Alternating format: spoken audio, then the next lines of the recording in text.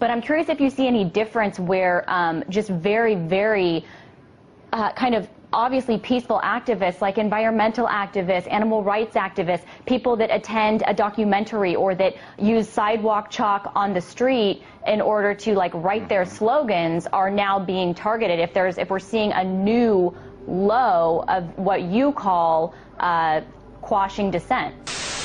As many students of history are familiar, Galileo, famed mathematician and astronomer, known today by many as the father of modern science, was forced in the 17th century by the Catholic Church under threat of torture to recant his heretical view that the earth revolved around the sun and not vice versa. This scientifically valid idea voided long-held religious dogma and hence challenged the Church's integrity itself.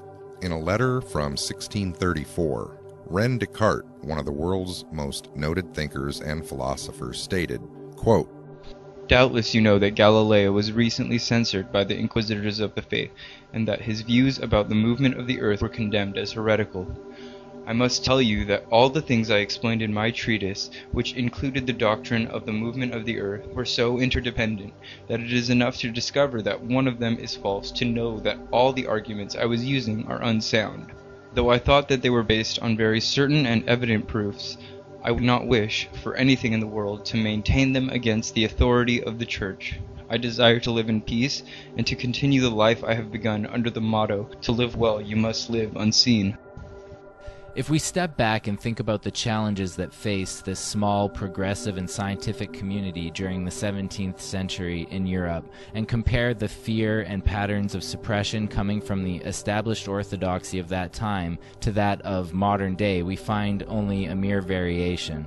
Descartes' revelation and retreat from exposure, as expressed by the motto, "To live well, you must live unseen," is a disheartening disposition that speaks volumes and sadly carries on to this day across the world. The use of fear, intimidation, and other time-tested variations of oppression continue to persist as the dominant institutions of our society work to protect its established order regardless of social validity. Even more, the overall culture itself, which invariably tends to support the accepted beliefs put forward by those who define the power of a period, also tend to condemn those who pose a challenge, as it becomes a threat to the mass accepted identity itself. The result is that many are simply not willing to risk their lives, occupations, and reputations to challenge the orthodoxy of the time. Now, in late May 2011, news reports were generated that detailed how the Federal Bureau of Investigation in the United States was actively targeting political activists under the pretense of terrorism. Just as people like John Lennon and Martin Luther King were watched and harassed by the FBI for their activism years ago, it appears modern so-called anti-terrorism resources are being used to target environmentalists, peace, animal, and political activists. Just like the accusations of communism against people like Martin Luther King Jr. in the mid-20th century, this newer, more generalized device of the 21st century, called terrorism, is no less a heretical accusatory tool than what was employed by the Inquisition centuries ago to maintain the politico-religious social system. So, we can sympathize with Descartes' notion as to move against the zeitgeist is to position yourself against the odds, regardless of how empirical, necessary, or obvious the truth you wish to convey and act upon is. Unfortunately, Descartes' position is unacceptable in the modern world.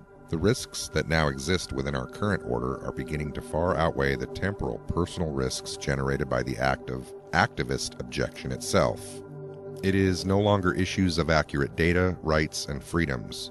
Today our very stability as a civilization is in question, and if left unhindered, it threatens us all, regardless of one's position in the modern feudal hierarchy. We can sit in confusion and watch as global unemployment rises due to technological unemployment and the resulting regional instability that is sure to grow.